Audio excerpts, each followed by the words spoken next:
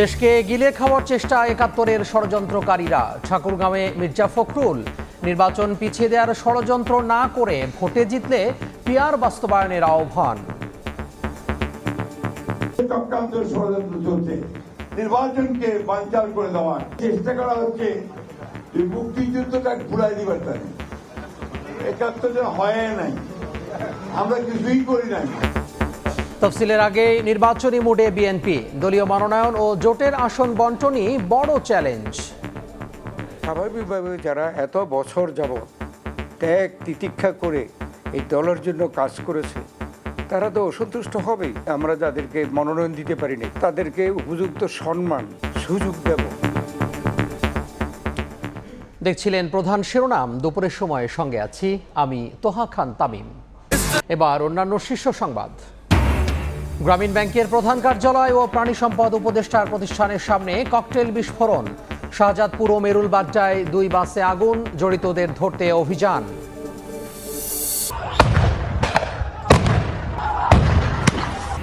বেতন ভাতা বাড়ানোর দাবিতে কেন্দ্রীয় শহীদ মিনারে প্রাথমিক শিক্ষকরা। কর্মবিরতিতে পাঠদান বন্ধে ক্ষুব্ধ অভিভাবক। শাহবাগে এনটিআরসির নিয়োগ বঞ্চিতদের অবস্থান। নিষেধাজ্ঞার পরও বিদেশ সফর। উদ্ভাবন শিখতে মালয়েশিয়া যাচ্ছেন হাইটেক পার্কের 5 কর্মকর্তা। যৌক্তিকতা নিয়ে সাফাই সচিবের খতিয়ে দেখার আহ্বান টিআইবির। এবং শাহজালালে কার্গো ভিলেজে অগ্নিকাণ্ডের ফাঁকেই ভল্ট ভেঙে অস্ত্র চুরি। তথ্য লুকিয়েই থানায় জিডি বিমানের। সমন্বয়হীনতাকে দুষছেন আমদানিকারকরা।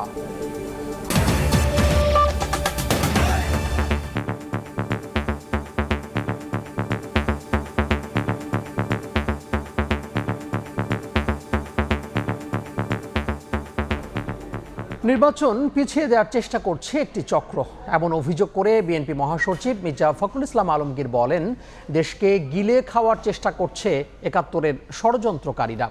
ঠাকুরগাঁওয়ে নিজ নির্বাচন এলাকায় তিনি আরও বলেন, ওপরতলার কিছু শিক্ষিত লোক যুক্তরাষ্ট্র থেকে এসে ঘাড়ের ওপর গণভোট ও সনদ চাপিয়ে দিচ্ছে।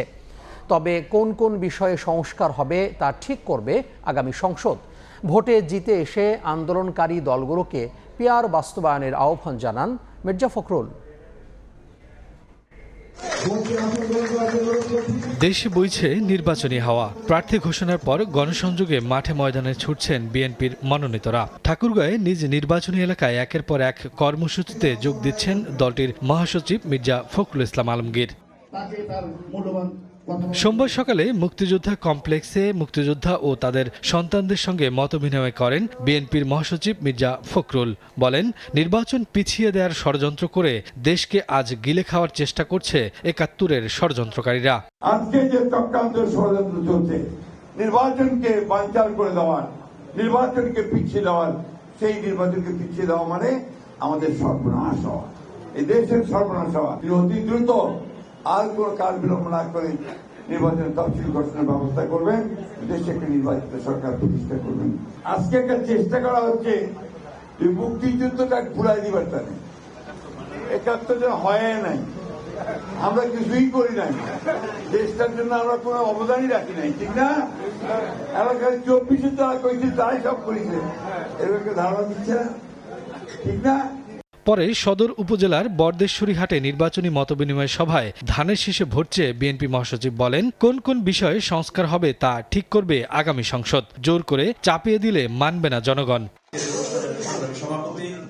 এদিকে রাজধানীর গুলশানে চেয়ারপারসনের কার্যালয়ে এক অনুষ্ঠানে বিএনপির স্থায়ী কমিটির সদস্য আব্দুল মঈন খান বলেন, জুলাই আন্দোলনকে শুধু ছাত্রদের হাতে কেন্দ্রীভূত করতে চাওয়া সঠিক বিশ্লেষণ নয়। বিএনপি সহ অনেক রাজনৈতিক দলের দীর্ঘদিনের আন্দোলনের ফসল জুলাই অভ্যুত্থান। বাংলাদেশের মানুষের যে বঞ্চনা, বাংলাদেশের মানুষের যে অধিকার যেটা লঙ্ঘিত হয়েছিল, গুম হয়েছিল, খুন হয়েছিল, জুলুম হয়েছিল, মিথ্যা মামলা হামলা হয়েছিল, বিএনপির কর্মীরা ঘরে থাকতে পারেনি, গ্রামে গঞ্জে তারা ধান খেতে গিয়ে তাতে যখন আসে জুলাই 2024, তখন বৈষম্য বিরোধী ছাত্র আন্দোলনের সূচনা হয়, যেটা 5 বছর আগে একবার হয়েছিল। সরকার সেটাকে স্থগিত করে দিয়েছিল অত্যাচার নির্যাতনের মাধ্যমে, সেটা নতুন করে মাথা চাড়া দিয়ে ওঠে। ঘষা দিয়ে যেমন আগুনের ফুলকি জ্বালিয়ে দেয়, ঠিক তেমনি সেই বিস্ফোরণ পরিস্থিতিতে আগুনের ফুলকি জ্বালিয়ে দিয়েছিল ছাত্র জনতা বৈষম্য বিরোধী আন্দোলনের মাধ্যমে, এবং তার ফলশ্রুতিতে একটি বিস্ফোরণ হয়েছিল। সেই বিস্ফোরণটি ছিল 5ই আগস্ট, যার ফলশ্রুতিতে স্বৈরাচারী আওয়ামী সরকার কাপুরুষের মতো দেশ ছেড়ে পালিয়ে যেতে বাধ্য হয়েছিল। মঈন খান আরো বলেন, জুলাই আন্দোলনে ছাত্রদের অগ্রভাগে রাখা যায়, কিন্তু 10,000 কিলোমিটার দূর থেকে নেতৃত্ব দিয়ে সফলতা এনেছেন বিএনপির ভারপ্রাপ্ত চেয়ারম্যান তারেক রহমান। শফিকুজ্জামান রুবেল, সময় সংবাদ, ঢাকা। তফসিলের আগেই নির্বাচনী মোডে বিএনপি। দলীয় মনোনয়ন জোটের আসন বন্টনের পাশাপাশি জামাতকে মোকাবিলায় হবে চ্যালেঞ্জ, দেখছেন রাজনৈতিক বিশ্লেষক। নীতি নির্ধারকরা বলছেন, চ্যালেঞ্জগুলো নিয়ে দলীয় ফোরামে আলোচনা হচ্ছে, ঠিক হচ্ছে কৌশলও। আব্দুল্লাহ শাফির রিপোর্ট।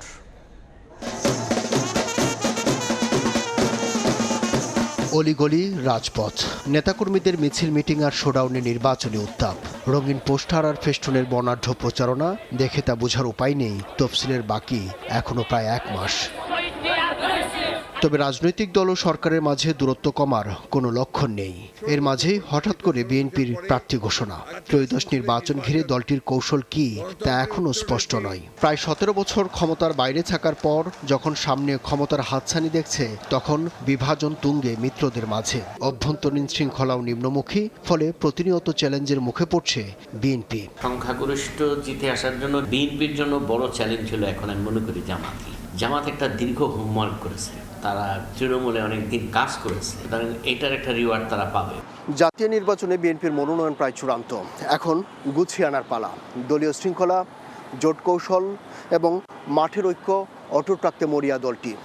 কারণ প্রতিপক্ষের সঙ্গে লড়াইয়ের আগে ক্ষমতার এই পথে দলটিকে লড়তে হচ্ছে নিজের ভেতরকার অনিশ্চয়তার সঙ্গেও।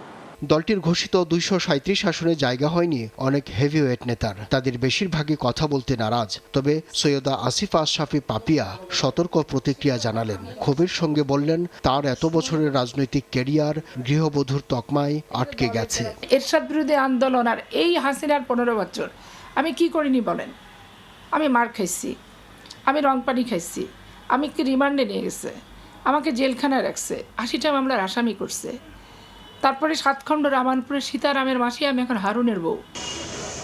এই সংকট আরও ঘনীভূত হবে জোট সঙ্গীদের জন্য রাখা আসনগুলোয়। ঢাকা 18-য় বিএনপির সম্ভাব্য প্রার্থী ছিল SM জাহাঙ্গীর। মনোনয়নের পর বাড়ির সামনে শুনশান নীরবতা, কর্মী সমর্থকদের চেহারা স্পষ্ট তাদের মনের অবস্থা। জাহাঙ্গীরের মতে, আরপিওর নতুন সংশোধনী জোটের নির্বাচনকে চ্যালেঞ্জের মুখে ফেলে দিতে পারে। জোটের রাজনীতিতে এটা একটা এইবার বিশেষ করে চ্যালেঞ্জ হবে, এটা ঠিক। ব্যক্তি দেখে না, দানেশির দেখে। তাই এইবারও এখানে যেহেতু হোল্ড রেখেছে, এটা তো একসময় হোল্ড উড্ডু করবে এবং একজনকে নির্ধারিত করবে। ইতিমধ্যে মনোনয়ন নিয়ে কোনো স্থানে দলটির অভ্যন্তরীণ কোন্দল প্রকাশ্যে, এমনকি প্রতিপক্ষের হামলায় প্রাণহানির ঘটনাও ঘটেছে। দলটির নেতাকর্মী ও রাজনৈতিক পর্যবেক্ষকদের সঙ্গে আলাপে মোটা দাগে 5টি চ্যালেঞ্জের কথা উঠে আসে। জনগণ ভোট দিবে দেশের। এসবের পাশাপাশি কৃত্রিম বুদ্ধিমত্তাকেও বড় চ্যালেঞ্জ হিসেবে দেখছেন দলটির স্থায়ী কমিটির সদস্য ডক্টর খন্দকার মোশাররফ হোসেন। স্বাভাবিকভাবে যারা এত বছর যাবৎ ত্যাগ তিতিক্ষা করে এই দলের জন্য কাজ করেছে, তারা তো অসন্তুষ্ট হবেই। আমরা যাদেরকে মনোনয়ন দিতে পারি নাই, তাদেরকে উপযুক্ত সম্মান এবং সুযোগ দেব। তাদের দলের অনেক গুরুত্বপূর্ণ নেতা বাদ পড়ে গেছে নমিনেশন থেকে, হয়তো তাদের বিষয়েও তারা চূড়ান্ত সিদ্ধান্ত গ্রহণ করবেন। আসন ভিত্তিক সমঝোতা হবে নাকি জোট হবে? এই বিশ্লেষক মনে করেন, 5 আগস্ট থেকে এমন অসম্ভব সব ঘটনা ঘটছে যা প্রতিনিয়ত রাজনীতির গতিপথকে প্রভাবিত করছে। বিএনপিকে এই অসম্ভব চিন্তা মাথায় রেখেই নির্বাচনী কৌশল ঠিক করতে হবে। আব্দুল্লাহ শাফি, সময় সংবাদ, ঢাকা। জাতিকে সুষ্ঠু ও গ্রহণযোগ্য নির্বাচন উপহার দিতে জিহাদ ঘোষণা করেছেন ইসি আনোয়ারুল ইসলাম সরকার। সকালে কুমিল্লায় নির্বাচন প্রক্রিয়ায় ভোট গ্রহণকারী কর্মকর্তাদের কর্মশালায় তিনি আরও বলেন, অতীতের কলঙ্ক মুছতে ভালো ভোটের বিকল্প নেই। সরকার চাচ্ছে একটি ভালো নির্বাচন। নির্বাচন কমিশন জিহাদ ঘোষণা করেছে একটি ভালো নির্বাচনের জন্য। 18 কোটি মানুষের প্রত্যাশা একটি ভালো নির্বাচনের জন্য। তাহলে আমরা যারা নির্বাচনের কাজে নিয়োজিত থাকি, আমাদের তো কোনো ভয় থাকার কারণ নেই। অন্য প্রসঙ্গ, রাজধানীর মিরপুর গ্রামীণ ব্যাংকের প্রধান কার্যালয়ে ককটেল ছুড়েছে দুর্বৃত্তরা। মোহাম্মদপুরে প্রাণী সম্পদ উপদেষ্টার প্রতিষ্ঠানেও হাত বোমার বিস্ফোরণ ঘটেছে। এদিন রাজধানীতে আলাদা দুটি স্থানে দুটি বাসে অগ্নিসংযোগ করেছে দুর্বৃত্তরা। সিসিটিভি ফুটেজ দেখে জড়িতদের ধরতে কাজ করছে আইন শৃঙ্খলা রক্ষাকারী বাহিনী। সোমবার ভোর 4:45 সিসি ক্যামেরায় দেখা যায় বাইকে চড়ে মিরপুরে গ্রামীণ ব্যাংকের প্রধান কার্যালয়ের সামনে এসে দাঁড়ান দুজন ব্যক্তি। কিছুক্ষণের মধ্যে ব্যাগ থেকে ককটেল বের করে গ্রামীণ ব্যাংক কার্যালয়ে ছুড়ে মেরে পালিয়ে যান তারা। তবে কেউ হতাহত হননি। রাজধানীর মোহাম্মদপুর স্যার সৈয়দ রোডে মৎস্য ও প্রাণী সম্পদ উপদেষ্টা ফরিদ আক্তারের ব্যবসা প্রতিষ্ঠান। সকাল 7:10। সিসিটিভিতে দেখা যায় হেলমেট পরা দুই মোটরসাইকেল আরোহী একই কায়দায় পরপর দুটি ককটেল বিস্ফোরণ ঘটায় প্রতিষ্ঠানটিতে। এতে আতঙ্ক ছড়িয়ে পড়ে পথচারীদের মধ্যে। এই দিন রাজধানীর আলাদা দুটি স্থানে দুটি যাত্রীবাহী বাসে আগুন দেয় দুর্বৃত্তরা। ভোর 5টায় গুলশানের শাহজাদপুরে বাসতলায় ভিক্টর পরিবহনের একটি বাসে ও সকাল 6টায় মেরুলবাড্ডায় আকাশ পরিবহনের একটি বাসে অগ্নিসংযোগ করা হয়। এসব ঘটনায় হতাহত না থাকলেও আতঙ্ক ছড়িয়ে পড়েছে জনমনে। নড়েচড়ে বসেছে প্রশাসনও। বলছে প্রতিটি ঘটনায় আলামত সংগ্রহ করে অপরাধীদের গ্রেপ্তারে অভিযান চলছে। প্রত্যেকটা ঘটনা, এই ঘটনাগুলোর সাথে কোনো যোগসূত্র রয়েছে কিনা এবং কারা এদের পিছনে ইন্ধন দিচ্ছে, কারা এসব পরিকল্পনা করছে, তাদেরকেও আমরা দ্রুত শনাক্ত করব ইনশাআল্লাহ। ঘটনাস্থলগুলোতে বাড়তি পুলিশ সদস্য মোতায়েন করা হয়েছে।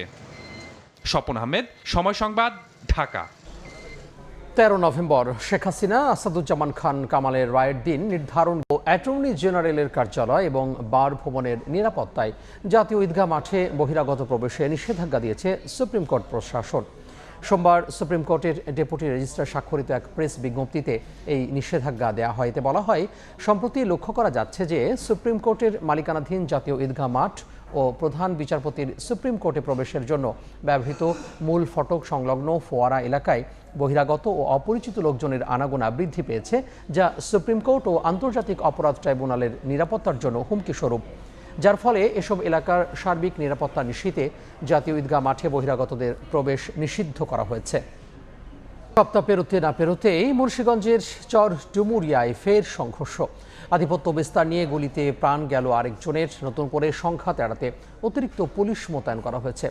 নাসির উদ্দিন উজ্জ্বলের রিপোর্ট, ছবি তুলেছেন আবু সাইদ।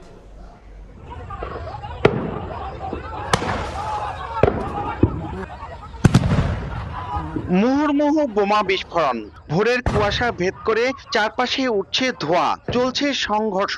এই চিত্র মুন্সিগঞ্জ সদর উপজেলার মোল্লাকান্দির চরডুমুরিয়া এলাকায়।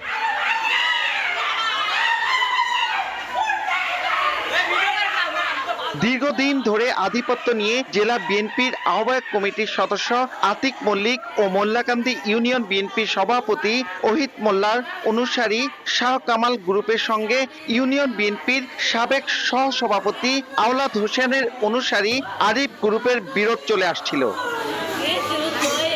কিছুদিন আগে সংঘর্ষের পর থেকে এলাকা ছাড়া ছিল শাহ কামাল গ্রুপের লোকজন। তবে তারা এলাকায় ফেরার খবরে সোমবার ভোরে হামলা চালায় প্রতিপক্ষ।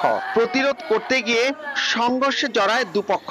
এ সময় গুলিবিদ্ধ হন আরিফ মির ও ইমরান। তাদের হাসপাতালে নিলে আরিফকে মৃত ঘোষণা করেন চিকিৎসক, আর ইমরানকে গুরুতর অবস্থায় ঢাকা মেডিকেলে পাঠানো হয়। আমার স্বামীর এমন মুদা করে দিল, আমার বুক খালি করে দিল, আমি কইজন যামু। প্রায় 5:30-6টা এই টাইমে ওরা গ্রামে অতর্কিতভাবে ঘুমন্ত মানুষের উপরে হামলা করছে। মোল্লাকান্দি ইউনিয়নে শান্তি হয়, এই অশান্তি কারা করে, প্রশাসন হয়, ওইটার খেয়াল করে। গুলিবিদ্ধ অবস্থায় দুইজনকে আমাদের এই মুন্সিগঞ্জ সদর হাসপাতালের ইমার্জেন্সিতে নিয়ে আসা হয়। এর মধ্যে একজনকে আমরা মৃত অবস্থায় পাই, যার শরীরে বুলেটের আঘাত আছে।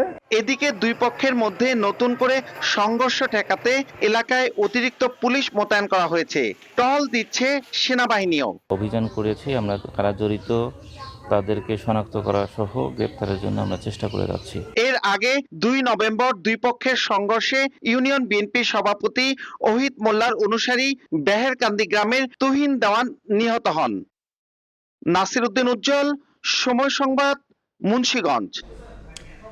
দশম গ্রেডে উন্নীত করা সহ ৩ দফা দাবি আদায় তৃতীয় দিনের মতো কেন্দ্রীয় শহীদ মিনারে অবস্থান কর্মসূচি পালন করছেন সরকারি প্রাথমিক বিদ্যালয়ের সহকারী শিক্ষকরা। পাশাপাশি চলছে সারা দেশে শিক্ষকদের কর্মবিরতি। বিকেলে অর্থ সচিবের সঙ্গে বৈঠকে বসবে শিক্ষকদের একটি প্রতিনিধি দল। এদিকে ক্লাসে এসেও শিক্ষকদের না পেয়ে ফিরে যেতে হয়েছে শিক্ষার্থীদের। সরকারি প্রাথমিকের সহকারী শিক্ষকদের স্লোগানে মুখরিত কেন্দ্রীয় শহীদ মিনার প্রাঙ্গণ। দশম গ্রেডে উন্নীত করার দাবিতে সোমবার তৃতীয় দিনের মতো অবস্থান কর্মসূচি শুরু করেন শিক্ষকেরা। বিভিন্ন স্কুলের শিক্ষকেরা যোগ দেন কর্মসূচিতে। আন্দোলনকারীদের দাবি, তাদের মর্যাদা নিশ্চিতে যৌক্তিক দাবি মানতে হবে, না হলে আরো কঠোর কর্মসূচি দেওয়া হবে। এই বৈষম্য মেনে নেওয়ার মতো না, এই প্রশাসন আমরা মেনে নেব না। যতক্ষণ না পর্যন্ত আমাদের এই দাবি পূরণ না হচ্ছে ততক্ষণ পর্যন্ত আমরা এই শহীদ মিনারের এখানে অবস্থান করব। দাবি আদায় না হওয়া পর্যন্ত আমরা ঘরে ফিরছি না।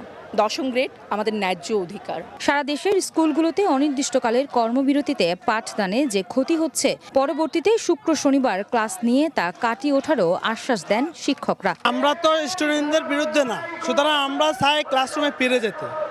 আমরা প্রশাসনকে জানাবো আপনারা দ্রুত আমাদের বিষয়টা একটু সমাধান করেন। আমাদের প্রশাসন এবং আমাদের কর্তৃপক্ষের চেয়েও শিক্ষার্থীদের প্রতি আমাদের মায়া মমতা সবচেয়ে বেশি। এদিকে সারা দেশে স্কুলে এলেও ক্লাস নেননি শিক্ষকেরা। শিক্ষকদের ক্লাসে না পেয়ে ফিরে গেছে শিক্ষার্থীরা। গতকালকে আইছিলাম, ক্লাস হয়নি, খেলে চলে গেছি। আজকেও আইছি, ক্লাস হচ্ছে না, খেলে চলে যাব। গতকাল থেকে আমাদের ক্লাস বিরতি আছে, ক্লাস নিচ্ছে না। আজও এই একই অবস্থা, ক্লাস বিরতি আছে। বিকেলে অর্থ সচিবের সঙ্গে বৈঠক করবে শিক্ষকদের একটি প্রতিনিধি দল। এদিকে নির্বাহী আদেশের মাধ্যমে নিয়োগের দাবিতে রাজধানীর শাহবাগে অবস্থান কর্মসূচি পালন করেন ১ থেকে ১২তম নিবন্ধিত নিয়োগ বঞ্চিত শিক্ষকেরা। তাদের অভিযোগ, আশ্বাস পেয়েও নিয়োগ না পাওয়ায় এই লাগাতার অবস্থান। আয়েশা সিদ্দিক, সামিয়া, সময় সংবাদ, ঢাকা। দশম গ্রেড সহ ৩ দাবিতে দ্বিতীয় দিনের মতো প্রাথমিকের সহকারী শিক্ষকদের কর্মবিরতি চলছে। বন্ধ স্কুলের পাঠদান কার্যক্রম। দাবি আদায় না হওয়া পর্যন্ত আন্দোলন চালিয়ে যাওয়ার ঘোষণা শিক্ষকদের। এদিকে বার্ষিক পরীক্ষার আগে শিক্ষকদের কর্মবিরতিতে ক্ষুব্ধ অভিভাবকরা। এতে ক্ষতির মুখে শিক্ষার্থীরাও। শ্রেণীকক্ষে বসে আছে শিক্ষার্থীরা, তবে চলছে না পাঠদান। কেউ গল্প করছে, আবার কেউ সময় কাটাচ্ছেন সহপাঠীদের সঙ্গে। চলমান কর্মবিরতির কারণে শ্রেণীকক্ষে আসছেন না শিক্ষকরা। এতে থমকে গেছে শিক্ষা কার্যক্রম। সোমবার দ্বিতীয় দিনের মতো রাজশাহীর সব সরকারি প্রাথমিক বিদ্যালয়ে পূর্ণ দিবস কর্মবিরতি পালন করছেন সহকারী শিক্ষকরা। তাদের অভিযোগ, দীর্ঘদিন ধরে বেতন ভাতা, পদোন্নতি ও সুযোগ সুবিধা থেকে বঞ্চিত হচ্ছেন। আমাদের দাবিগুলো আছে, আমরা বিনীত কর্তৃপক্ষকে অনুরোধ করব যে আমাদের দাবিগুলোর জন্য তারা মেনে নেয়। বরিশালে কর্মবিরতিতে নামেন সরকারি প্রাইমারি স্কুলের সহকারী শিক্ষকরা। ৩ দফা দাবি না মানলে আন্দোলন চালিয়ে যাওয়ার ঘোষণা। সারা দেশের মতো চাঁদপুরের সহস্রাধিক প্রাথমিক বিদ্যালয়ের সহকারী শিক্ষকেরা কর্মবিরতি পালন করছেন। দাবি মেনে নিলে বন্ধের দিন পাঠদান কার্যক্রম চালিয়ে ক্ষতি পুষিয়ে নেওয়ার প্রতিশ্রুতি দেন তারা। আমাদের আন্দোলন চলবে, আমাদের কর্মবিরতি চলছে এবং চলবে। অভিভাবকরা বলছেন, দ্রুত সমস্যার সমাধান না হলে ক্ষতির মুখে পড়বে শিক্ষার্থী। আমরা তো বাচ্চাদের পড়ার ক্ষতি হচ্ছে, এখন কি করবো, কিছু করার তো নেই। আমরা ভাবলাম ক্লাস হবে, এখন ক্লাস হচ্ছে না, দেখি।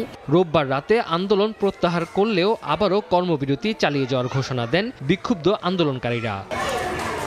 তানজিল হাসনাত, সময় সংবাদ। এই মুহূর্তে শহীদ মিনারে আছেন সহকর্মী আয়েশা সিদ্দিক, সামিয়া। আমরা সরাসরি যুক্ত হব তার সঙ্গে। সকাল পেরিয়ে দুপুর, এখনও চলছে সহকারী প্রাথমিক বিদ্যালয়ের সহকারী শিক্ষকদের যে অবস্থান কর্মসূচি, সেটি আমরা দেখছি কেন্দ্রীয় শহীদ মিনারে, কিন্তু তারা এখনও আসলে অবস্থান করছেন। কারণ আজ বিকেলেই কিন্তু অর্থ মন্ত্রণালয়ের যে সচিব রয়েছেন তাদের সাথে একটি শিক্ষকের প্রতিনিধি দলের সাক্ষাৎ হওয়ার কথা, এবং তারপরেই কিন্তু আসলে শিক্ষকদের পরবর্তী কী কর্মসূচি হতে পারে সেটি কিন্তু আমরা জানতে পারবো। এবং আজ বিকেলে তারা আশা করছেন একটি ফলপ্রসূ আলোচনার মধ্য দিয়ে আসলে তাদের যে বেতন স্কেলের উন্নতির যে দাবি তারা করছেন সেটি আসলে তারা কায়েম করতে পারবেন, সেটি আসলে দাবিটি মানা হবে, এমনটাই আসলে এই যে শিক্ষকরা আছেন তাদের আশা এবং প্রত্যাশা। আমরা দেখছি সারা দেশ থেকে শিক্ষকরা কিন্তু এখানে এসেছেন এবং তাদের যে মূল 3টি দাবি সেটি কিন্তু তারা আসলে বারংবারই স্লোগানের মাধ্যমে তুলে ধরছেন। এই মুহূর্তে আসলে শহীদ মিনারে বিভিন্ন ধরনের গানের মধ্য দিয়ে আমরা দেখছি যে শিক্ষকরা আছেন সকাল থেকে অবস্থান করছেন, তাদেরকে উজ্জীবিত রাখার চেষ্টা কিন্তু করে যাচ্ছেন। এখানে যে শিক্ষকরা আছে তাদের মধ্যেই কয়েকজন আসলে গান গাইছেন।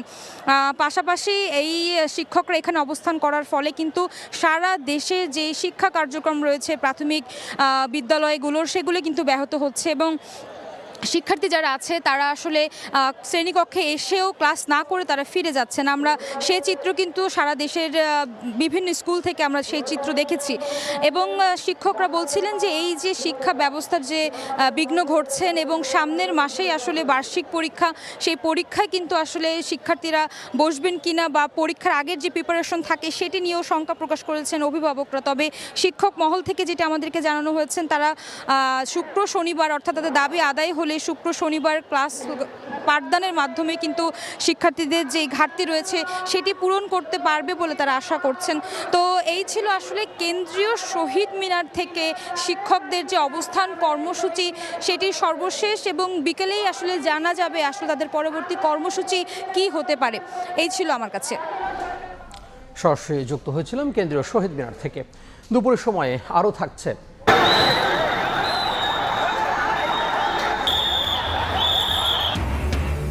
সাভারে চীনা মালিকানাধীন 4টি পোশাক কারখানা বন্ধ ঘোষণা, বকেয়া বেতনের দাবিতে শ্রমিকদের সড়ক অবরোধ, জল কামান দিয়ে পরিস্থিতি নিয়ন্ত্রণে।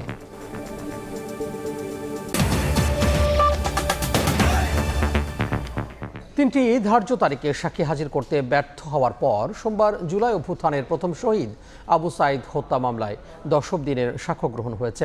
এদিন সাক্ষ্য দেন প্রত্যক্ষদর্শী বেগম রোকেয়া বিশ্ববিদ্যালয়ের শিক্ষার্থী আকিব রেজা খান।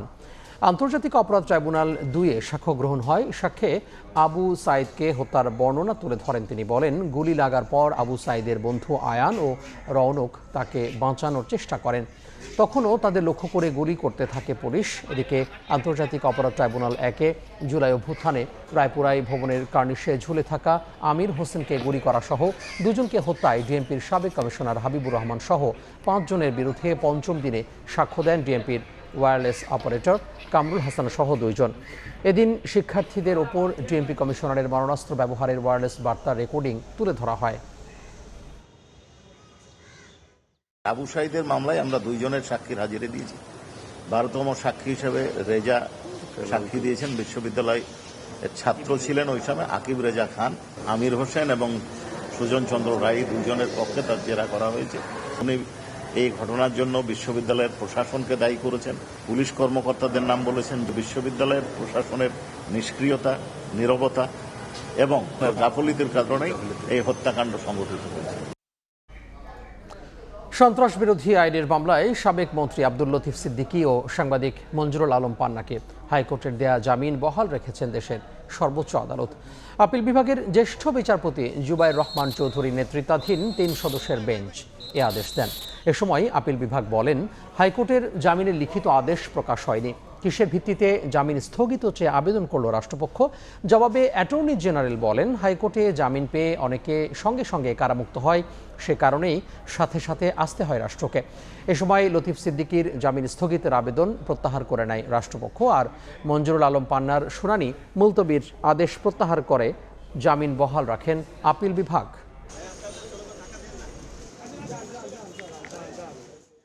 কোর্টের প্রতি আমাদের আস্থা আছে। আজকের এই যে নো অর্ডারটা, এটা আমরা সেই আইনের প্রতি আস্থারই প্রমাণ বহন করে। এবং দেশ ভালো চলতে হলে আইন বিভাগ, বিচার বিভাগ নিরপেক্ষ থাকা দরকার এবং আইন মতো চলা দরকার। কোর্ট নো অর্ডার দিয়েছে, যে বেশি কিছু বুঝতে পারবো না, কারণ অর্ডার তো দেখি নাই। এবং আমি যেটা বুঝি, বীর মুক্তিযুদ্ধ আব্দুল লতিফ সিদ্দিকী মুক্তি পেতে কোনো বাধা নাই।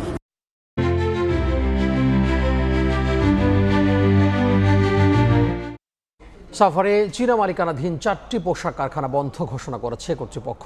বকেয়া বেতন পরিশোধের দাবিতে সড়ক অবরোধ করে বিক্ষোভ করেছেন শ্রমিকরা। জল কামান দিয়ে পানি ছিটিয়ে পরিস্থিতি নিয়ন্ত্রণে আনে পুলিশ। সকালে নবীনগর চন্দ্রা মহাসড়কে অবস্থান নিয়ে বিক্ষোভ করেন শ্রমিকরা। এতে সড়কে যান চলাচল বন্ধ হয়ে যায়। ভোগান্তিতে পড়েন যাত্রী ও পরিবহন শ্রমিকরা। 2 ঘন্টা পর জল কামান ছিটিয়ে পানি সড়ক থেকে শ্রমিকদের সরিয়ে দেয় পুলিশ। স্বাভাবিক হয় যান চলাচল।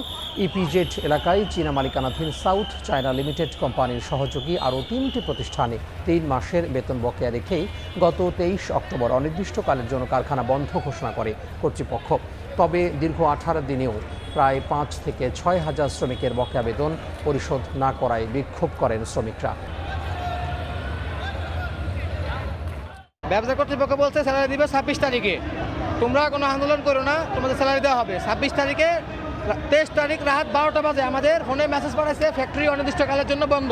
7 তারিখে দেওয়ার কথা দেয় নাই, 12 তারিখে বেতন দেওয়ার কথা দেয় নাই, 26 তারিখে দেওয়ার কথা দেয় নাই, 3 তারিখে ডাকছে তাও দেয় নাই। পরে কালকে 9 তারিখে ডাকছে, মিটিং করছে, কোনো কিছু আমাদের ফাইসলা দেয় নাই। গেছে 2 বছর ধরে আমাদের এক বেতন 4 ভাগে দিচ্ছে।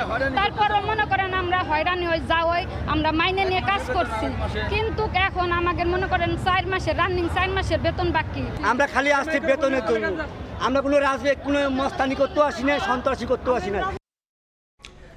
শাহজালাল আন্তর্জাতিক বিমানবন্দরে অগ্নিকাণ্ডের ফাঁকেই ঘটেছে অস্ত্র চুরির মতো চাঞ্চল্যকর ঘটনা। ভল্ট ভেঙে অস্ত্র গায়েব করা হলেও বিমানবন্দর কর্তৃপক্ষ এয়ারপোর্ট থানায় শুধু সাধারণ ডায়েরি করে দায় সেরেছে। উল্টো অস্ত্র লুটের ঘটনায় তথ্য আড়াল করে বিমান বাংলাদেশ এয়ারলাইন্স, কাস্টমস আর বেবি চক মেতে আছে চোর পুলিশ খেলায়। বিমানবন্দরের মতো সুরক্ষিত এলাকায় বিশেষ নিরাপত্তা কক্ষ সিলগালা করা হলেও কিভাবে অস্ত্র গায়েব হলো সেই উত্তর খোঁজার চেষ্টা করেছেন সহকর্মী রাইদুল ইসলাম শুভ। ক্যামেরা ছিলেন রতন মজুমদার। ওইখানে মূল্যবান গুডস যা ছিল সেগুলো না নিয়ে আর্মসগুলো নিয়ে নেওয়া হয়েছে। তো এটা সম্পূর্ণ পরিকল্পিত না হলে কেন হবে? তারা স্বীকার করছে যে মাল চুরি হয়েছে। এখানে আগুন লাগেনি 100%। আমি আগে আমরা এটা জানি না, বলতে পারবো না যে ওখানে কি ছিল। গত 18 অক্টোবর শাহজালাল আন্তর্জাতিক বিমানবন্দরের কার্গো ভিলেজের কুরিয়ার সেকশনে অগ্নিকাণ্ডের ঘটনা ঘটে। সেই ঘটনার 10 দিনের মাথায় বিমানবন্দর থানায় জিডি করে বিমান বাংলাদেশ এয়ারলাইন্স, যেখানে উল্লেখ করা হয় 1 নম্বর ওয়্যারহাউসের স্ট্রং ভোল্টের তালা ভাঙা হয়েছে। এর আগে গত 24 অক্টোবর বিভিন্ন সংস্থার উপস্থিতিতে ভোল্টটি সিলগালা করা হয়। 28 অক্টোবর সকালে সেই ভোল্ট পাওয়া যায় শিকল ও তালাবিহীন অবস্থায়। জিডি দায়েরের একদিন পর আবারও নিরাপত্তার কারণ দেখিয়ে ভোল্টে থাকা অস্ত্র হস্তান্তর করে সংশ্লিষ্ট কর্তৃপক্ষ। তালা ভাঙার ঘটনায় বিমান কর্তৃপক্ষ এখন পর্যন্ত শুধু থানায় সাধারণ ডায়েরি করেছে। তাহলে প্রশ্ন হচ্ছে, ভেতরে থাকা মালামাল কি কোনো কিছুই খোয়া যায়নি? তাহলে এখন পর্যন্ত মামলা হলো না কেন? আমাদের অনুসন্ধান বলছে ভিন্ন কথা। বিমান কর্তৃপক্ষ জিডিতে মালামাল নিখোঁজের বিষয় উল্লেখ করেনি। অনুসন্ধান বলছে 2020 থেকে 2023 সালে কার্গো সেকশনে আসা কয়েকটি এয়ারওয়ে বিল ঘেটে দেখা যায় সে সময় বিদেশ থেকে বেশ কিছু অস্ত্র আমদানি করে একটি প্রতিষ্ঠান, যেখানে ছিল একটি শটগান, কয়েকটি পিস্তল, রাইফেল এবং বুলেট। সেই প্রতিষ্ঠানের মালিকের অভিযোগের প্রেক্ষিতেই সামনে আসে অস্ত্র হারানোর বিষয়টি। তাদের সাথে প্রতিদিনই কথা বলতেছি, প্রতিদিনই কথা হচ্ছে। তারা শুধু 50টা পিস্তলের ব্যাপারে বিমান কনফার্ম করছে, আর বাকি মালগুলো তারা পায়নি এবং তারা স্বীকার করছে যে মাল চুরি হয়েছে। যারা নিছে তারা কাস্টমসের লোকও জড়িত, বিমানের লোকও জড়িত। একই রকম ভোগান্তিতে পড়েছেন আরও একটি অস্ত্র আমদানিকারক প্রতিষ্ঠান। ইমরান আর্মস বাইতুল মোকাররমের দোতলায়, এই উত্তর সাইডে, ওইখানে আগুন লাগেনি 100%। আমি আগে আমরা আবারও ফিরতে চাই সেই সুরক্ষিত ভোল্টে। 24 অক্টোবর যে ভোল্ট সিলগালা করা হয় তার একদিন পরেই 25 অক্টোবর বিমান কর্তৃপক্ষ মন্ত্রণালয়কে চিঠি দিয়ে ভোল্টের মালামাল অন্যত্র স্থানান্তর বা কাস্টমস কর্তৃপক্ষের নিকট হস্তান্তরের অনুরোধ করে। অবাক হলেও সত্য যে এই চিঠির পরও ভোল্ট ভেঙে লুট হয়েছে অস্ত্র। কিন্তু কেন এমন ঘটনা ঘটল তার কোনো সদুত্তর নেই বিমান কর্তৃপক্ষের কাছে। আমরা এটা জানি না, বলতে পারবো না যে ওখানে কি ছিল, কারণ ওটা তো একটা কনফিডেন্সিয়াল জায়গা এবং কি চুরি হয়েছে এগুলো তদন্ত কমিটির রিপোর্টে বের হয়ে আসবে। বিমান বাংলাদেশ এয়ারলাইন্স চিঠিতে উল্লেখ করা ঘটনাগুলোর একটি সময়ক্রম দেওয়া হয়েছে, যা সংস্থাগুলোর মধ্যকার দায়িত্বের বিভাজন এবং কার্যকারী সমন্বয়ের অভাবকে তুলে ধরে। বিমানবন্দরে অগ্নিকাণ্ডের পর এর দায় চাপাতে দেখা যায় সংশ্লিষ্ট সংস্থাগুলোকে। আর এই দায় চাপানোর খেলায় ঘটে যায় বিমানবন্দরে সুরক্ষিত ভোল্ট থেকে অস্ত্র চুরির মতো নজিরবিহীন ঘটনা। এত বড় দুটি ঘটনার পরও সমন্বয় না করে উল্টো চলছে দায় চাপানোর প্রতিযোগিতা। রাইদুল ইসলাম শুভ, সময় সংবাদ, ঢাকা। দেশের ক্ষতি হয় এমন কোনো সিদ্ধান্ত সরকার নেবে না বলে জানিয়েছেন নৌ উপদেষ্টা সাখাওয়াত হোসেন। তিনি বলেন, চট্টগ্রাম বন্দর আন্তর্জাতিক মানের করতেই বিদেশি ব্যবস্থাপনা প্রয়োজন। বন্দরের লালদিয়া কন্টেইনার ইয়ার্ড ও বে টার্মিনাল এলাকায় পরিবহন টার্মিনাল সহ 3টি স্থাপনা উদ্বোধন শেষে কথা বলেন উপদেষ্টা। এছাড়া বন্দরের ট্যারিফ বাড়ানোর আগে স্টেক হোল্ডারের সঙ্গে আলোচনা হয়েছে বলেও জানান তিনি। দেশের আমদানি রফতানি বাণিজ্যের 92% সম্পন্ন করা চট্টগ্রাম বন্দরে প্রতিদিনই বাড়ছে জাহাজ আসার সংখ্যা। সেই সঙ্গে বাড়ছে কন্টেনার হ্যান্ডেলিং।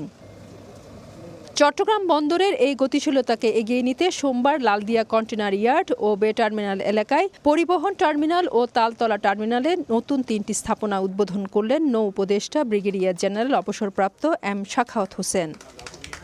এ সময় সাংবাদিকদের প্রশ্নের জবাবে নৌ উপদেষ্টা বলেন, ক্রমবর্ধমান চট্টগ্রাম বন্দরের মান আন্তর্জাতিক করতে এটি বিদেশি ব্যবস্থাপনায় দেওয়া হচ্ছে। এছাড়া বন্দরের ট্যারিফ বাড়ানোর যৌক্তিকতা আদালতে উপস্থাপন করা হবে বলেও জানান উপদেষ্টা। বন্দরকে আগায় নেওয়া যাওয়ার মতো আমাদের ম্যাক্সিমাম ক্ষমতা যা ছিল এখানে দেখা যাচ্ছে। পোর্টের এফিসিয়েন্সি বাড়ার জন্য আমরা আন্তর্জাতিক অঙ্গনে যাতে আসি, যদি আমাদের টার্মস অ্যান্ড কন্ডিশন ফুলফিলড হয়, যদি আমরা দেই যে এই পোর্টের চেহারা বদলিয়েছে কি বদলায় নেই। উদ্বোধন হওয়া এই 3 স্থাপনা চট্টগ্রাম বন্দরের সক্ষমতা বাড়াতে আরও বড় ধরনের ভূমিকা রাখবে বলে জানান বন্দর চেয়ারম্যান। এবং এখানে আমরা এলসিএল কার্গোগুলো অপারেট করতে পারবো, যেহেতু আমাদের সিএফএস শেড আছে, এবং পাশে আমরা ইয়ার্ডের সম্প্রসারণ করলে এখানে মেন যে ঢাকা চিটাগং হাইওয়ের সাথে ট্রাফিকের সাথে কোনো সমস্যা হবে না, এবং এই জায়গা করলে আমাদের এফিসিয়েন্সি গেইন অনেক বেড়ে যাবে। আমার মনে হয় এই জায়গাটা দিয়ে হয়তো আমরা অ্যারাউন্ড 30% গেইন করতে পারব। পরে নৌ উপদেষ্টা বন্দরের XY শেড ও কাস্টম অকশন শেড পরিদর্শন করেন। ফেরদৌস লিপি, সময় সংবাদ, চট্টগ্রাম। আগামী অর্থ বছর থেকে অবৈধভাবে আমদানি করা মোবাইল হ্যান্ডসেট বন্ধ করার দাবি জানিয়েছেন মোবাইল ফোন ব্যবসায়ীরা। না হলে ক্ষতির মুখে পড়বে এই খাতে জড়িত 20 লাখ লোক। শুল্ক হার কমানোর পাশাপাশি শর্ত শিথিল করারও দাবি তাদের। কর ফাঁকি রোধ ও অপরাধ দমনে 16 ডিসেম্বর থেকে দেশে চালু হচ্ছে ন্যাশনাল ইকুইপমেন্ট আইডেন্টিটি রেজিস্ট্রার বা NEIR। এতে বিটিআরসিতে নিবন্ধিত নয় এমন অবৈধ ফোন আর ব্যবহার করা যাবে না। এজন্য এরই মধ্যে যাবতীয় কার্যক্রম সম্পন্ন করেছে সরকার। বিটিআরসি ও আইসিটি বিভাগ বলছে, এই ব্যবস্থা চালুর ফলে দেশে 18টি মোবাইল ফোন প্রস্তুতকারক প্রতিষ্ঠান স্বস্তি পাবে। ঠেকানো যাবে মোবাইল ফোনের মাধ্যমে সংঘটিত অপরাধ, আয় বাড়বে সরকারের।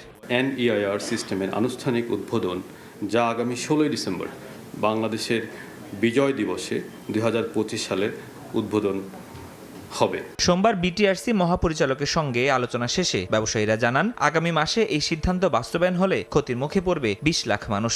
এইটা যদি এইভাবে চালু করা হয়, তাহলে আমরা যারা ব্যবসায়ী আছি আমরা তো পথে বসবই। ট্যাক্সের মাত্রাটা সহনশীল করে আমাদেরকে ব্যবসা করার সুযোগ দেখ। তা আমরা বলছি যে যেহেতু জুন জুলাইতে বাজেট, আপনি সেই পর্যন্ত এইভাবে থাকতে দেন। আমদানিতে শুল্ক হার কমানোর পাশাপাশি স্থানীয় উৎপাদকের অনুমতির শর্ত শিথিল করলে মোবাইল আমদানিও করতে চান ব্যবসায়ীরা। ডিউটির যে বিষয়টা, ট্যাক্স স্ট্রাকচার, এটা বিটিআরসির হাতে না, আমাদেরকে এনবিআর এর সাথে যোগাযোগ করতে হবে, আমরা তাদের সাথে যোগাযোগ করব।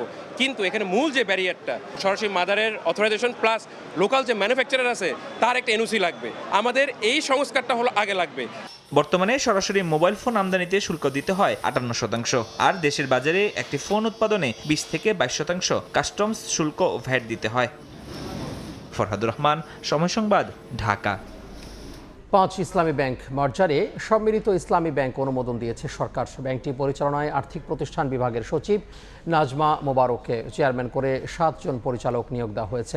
এদিকে আমানতকারীদের স্বার্থ সুরক্ষা সহ বিনিয়োগকারীদের স্বার্থ দেখা হবে, তবে তা যৌক্তিক ও বাজার ভিত্তিক হতে হবে বলে জানান বাংলাদেশ ব্যাংকের মুখপাত্র। আর্থিক বাজারে সবচেয়ে বড় মূলধন নিয়ে আসা সম্মিলিত ইসলামী ব্যাংকের প্রাথমিক অনুমোদন দিয়েছে সরকার, আর তাতে অনাপত্তিপত্র দিয়েছে বাংলাদেশ ব্যাংকের বোর্ড সভা। নতুন ব্যাংকে অন্তর্ভুক্তির মাধ্যমে নিজেদের স্বতন্ত্রতা হারাবে এক্সিম ফার্স্ট সিকিউরিটি, সোশ্যাল ইসলামী ইউনিয়ন ও গ্লোবাল ইসলামী ব্যাংক। যেহেতু এটা একটি রাষ্ট্রীয় মালিকানাধীন ব্যাংক হিসেবে কাজ করবে, অবশ্যই সরকারের প্রতিনিধিরাই এই ব্যাংকগুলিতে থাকবে। ক্ষুদ্র বিনিয়োগকারীদের স্বার্থ সংরক্ষণ নিয়ে কি ভাবছে বাংলাদেশ ব্যাংক? এমন প্রশ্নের জবাবে মুখপাত্র জানান, ঢালাও নয়, তবে ক্ষতিপূরণ দেয়া হতে পারে বাজার ভিত্তিক। সেভিংস অ্যাকাউন্ট যাদের আছে তাদের মধ্যে যাদের খুবই সাংসারিক বা পারিবারিক বিভিন্ন প্রয়োজনের অত্যাবশ্যক, তারা যাতে টাকাটা উত্তোলন করতে পারে সেই বিষয়টার উপর বিশেষ গুরুত্ব দেওয়া হবে। এদিকে বড় অঙ্কের আমানতকারী ও প্রাতিষ্ঠানিক আমানত শেয়ারে জোরপূর্বক রূপান্তর হবে না বলেও জানান তিনি। কামরুল হাসান সবুজ, সময় সংবাদ, ঢাকা। মানব পাচার প্রতিরোধ ও অভিবাসী আইনের বিভিন্ন ধারায় প্রতিবন্ধকতার মুখে পড়ছে বৈধ অভিবাসন। সংকুচিত হচ্ছে রিক্রুটিং এজেন্সিগুলোর ব্যবসা। এতে অভিযোগ তুলে আন্দোলনে Bangladesh association of international recruiting agency বাইরার সদস্যরা। আমলাতান্ত্রিক অপতৎপরতা বন্ধসহ 10 দফা দাবি মঙ্গলবারের মধ্যে মানা না হলে বিএমইটি ঘেরাওয়ের হুঁশিয়ারি তাদের। বাংলাদেশের বৈদেশিক মুদ্রা আয়ের অন্যতম খাত প্রবাসী আয়। আবেদন, প্রশিক্ষণ, ভিসা থেকে শুরু করে বিদেশ গমন, এর বিভিন্ন ধাপে জনশক্তি রফতানির সঙ্গে জড়িত সরকারি বেসরকারি বিভিন্ন প্রতিষ্ঠান ও সংস্থা। এবার সরকারি বিভিন্ন সংস্থার দিকে অভিযোগের তীর রিক্রুটিং এজেন্সিদের সংগঠন বাইরার। সোমবার সকালে জনশক্তি কর্মসংস্থান ও প্রশিক্ষণ ব্যুরো বিএমইটির সামনে মানববন্ধন করেন তারা। এ সময় মানব পাচার প্রতিরোধ আইন 2012 ও অভিবাসী আইন 2013 এর বিভিন্ন ধারায় অসঙ্গতির অভিযোগ তুলে ধরা হয়। আমরা রেমিটেন্স যোদ্ধা তৈরি করে আমরা বিদেশে পাঠাই, সেই রেমিটেন্স দিয়ে আজ বাংলাদেশ সচ্ছল। সমস্যাগুলো আমাদেরকে জর্জরিত করে রেখেছেন, আমরা নিমিষেই শেষ হয়ে যাচ্ছি। এখন এই বৈষম্যতা দূর করতে হবে এবং আমরা যাতে সুন্দরভাবে আমরা শ্রমিক প্রেরণ করতে পারি সেই ব্যবস্থা করবেন।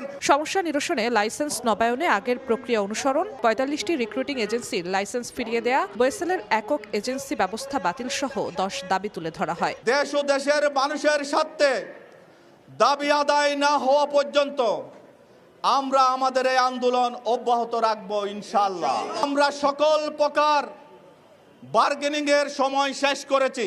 আমরা এখান থেকে আমাদের এই কর্মসূচি অব্যাহতি রাখার দৃঢ় প্রত্যয় ব্যক্ত করছি। মঙ্গলবারের মধ্যে 10 দফা দাবি মানা না হলে বুধবার থেকে বিএমইটি ঘেরাও করে অচল করে দেওয়ার হুঁশিয়ারি দেন তারা। প্রতিবন্ধকতা আপনাদেরকে আমরা অসংখ্যবার দিয়েছি, ব্যক্তিগত পর্যায়ে দিয়েছি, ছোট ছোট গ্রুপ করে এসে দিয়েছি, আপনারা কিন্তু কর্ণপাত করেননি। আমরা অনুরোধ করব আমাদের এই সকল সমস্যার সমাধান করার ক্ষেত্রে আপনারা আন্তরিক উদ্যোগ নেবেন। মানববন্ধন শেষে বিএমইটির মহাপরিচালকের সঙ্গে আলোচনায় বসে বাইরার প্রতিনিধি দল। জিনাতারা যশোয়া, সময় সংবাদ, ঢাকা। দেশের বাইরের খবর। দীর্ঘ 40 দিনের শাটডাউনের অবসান ঘটতে যাচ্ছে যুক্তরাষ্ট্রে। স্থানীয় সময় রোববার মার্কিন সিনেটে ঐকমত্যে পৌঁছান ডেমোক্র্যাট ও রিপাবলিকান আইন প্রণেতারা। পরে ভোটাভুটিতে বিলের পক্ষে মত দেন সংখ্যাগরিষ্ঠ সিনেটর। প্রতিনিধি পরিষদে পাশ হওয়ার পর বিলে সই করবেন যুক্তরাষ্ট্রের প্রেসিডেন্ট ডোনাল্ড ট্রাম্প।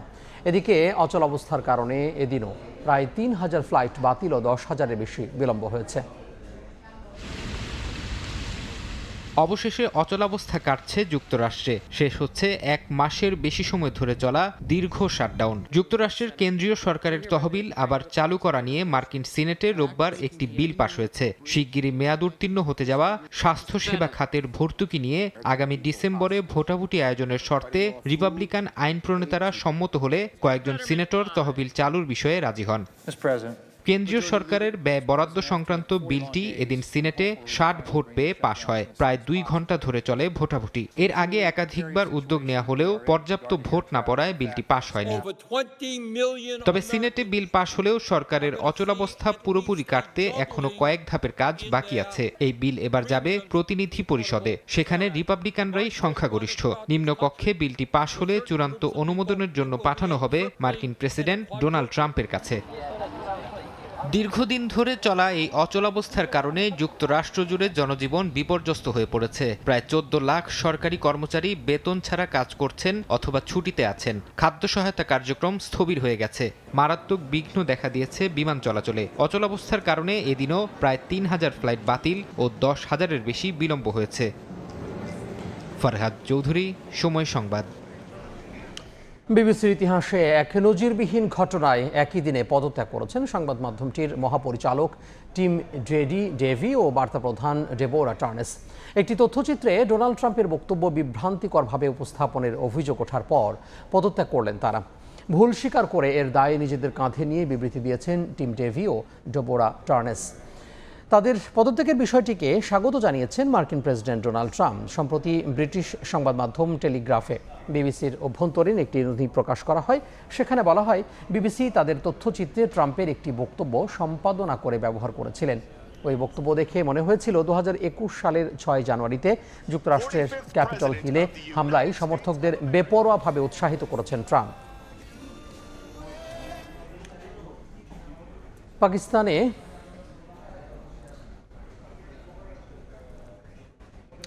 খেলার খবর। কাল সিলেটে শুরু হচ্ছে বাংলাদেশ আয়ারল্যান্ড 2 ম্যাচ সিরিজের প্রথম টেস্ট। আজ শেষ দলীয় অনুশীলন করেছে টাইগাররা। সিলেটে সকাল 9টায় শুরু হয় ফিল সিমন্সের শিশুদের প্র্যাকটিস সেশন।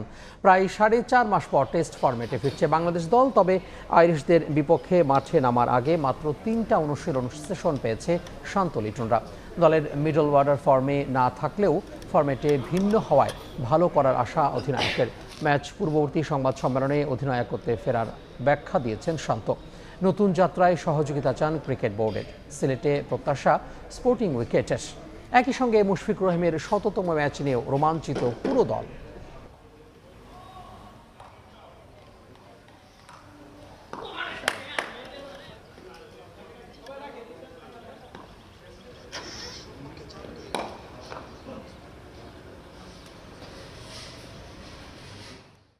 আমার কাছে মনে হচ্ছে আমি ইন্ডিভিজুয়াল নাজমুল হোসেন শান্তর থেকে বাংলাদেশ ক্রিকেট দলটা আগে রাখা উচিত। সো আমি দলটাকে আগে রেখে আমি আবার এই ডিসিশন এসেছি। টেস্ট ক্রিকেটটা অবশ্যই আমরা সবসময় এক্সপিরিয়েন্সকে প্রায়োরিটি দিই। সো ওনার এত বছরের একটা ক্যারিয়ার, এটা আমাদেরকে অনেক হেল্প করে। ওনার এক্সপিরিয়েন্সটা আসলে ক্রাঞ্চ মুমেন্টে কীভাবে ওই প্রেশারগুলো হ্যান্ডেল করার লাগে, এই বিষয়গুলো সবসময় আলাপ আলোচনা হয়। সো খুবই এক্সাইটেড এবং আমি পার্সোনালি এই 2টা টেস্ট ম্যাচ সেলিব্রেট করতে চাই। স্পেশালি 100তমটা যদি উনি সুস্থভাবে খেলতে পারে, তাহলে ওই 5টা দিন আমরা সবাই মিলে সেলিব্রেট করব এবং পুরো দিনটা 5টা দিন খুব ভালোভাবে এনজয় করতে। এ পর্যায়ে শীর্ষ সংবাদগুলো জানিয়ে দিব আরও একবার। দেশকে গিলে খাওয়ার চেষ্টায় 71-এর ষড়যন্ত্রকারীরা। ঠাকুরগাঁওয়ে মির্জা ফখরুল, নির্বাচন পিছিয়ে দেওয়ার ষড়যন্ত্র না করে ভোটে জিতলে পিআর বাস্তবায়নের আহ্বান। গ্রামীণ ব্যাংক প্রধান কার্যালয় ও প্রাণী সম্পদ উপদেষ্টার প্রতিষ্ঠানের সামনে ককটেল বিস্ফোরণ। 2 বাসে আগুন। সুপ্রিম কোর্ট ও ট্রাইব্যুনাল এলাকায় নিরাপত্তা জোরদার।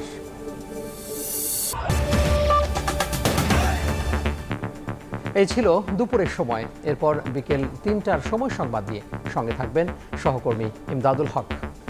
আমি আপনাকে ধন্যবাদ। বিকেল 3টার সময় সংবাদ নিয়ে আসছি কিছুক্ষণ পর, সঙ্গে থাকুন সময়।